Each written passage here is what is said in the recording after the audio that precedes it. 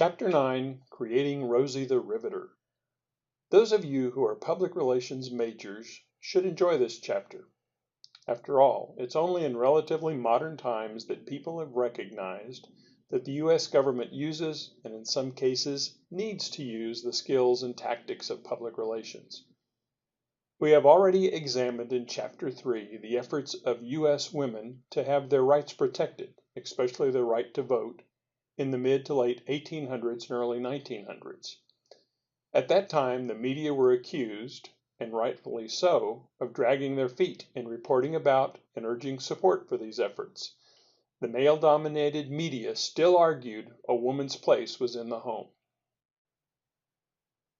But the passage of the 19th Amendment in 1920 changed the legal issues and challenged the attitudes of so many in society who were in favor of hampering women in securing their constitutionally guaranteed rights. Fast forward to the 1930s.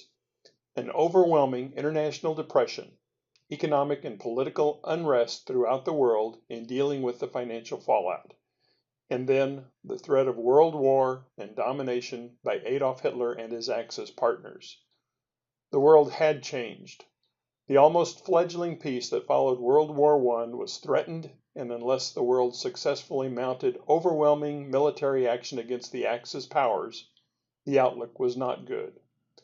Those impressive elements of the Industrial Revolution, like the assembly line and mass production, and that had been committed to making more clothes, more cars, and more of the daily necessities, were turned to the production of the armaments and supplies of making war.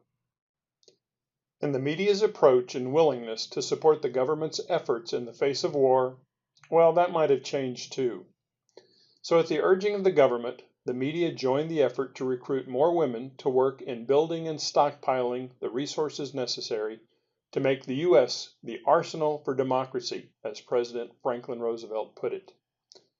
Read Chapter 9 to learn about the industrialization of the war efforts and the major role women played in the success of that effort, something they have never let society take away from them.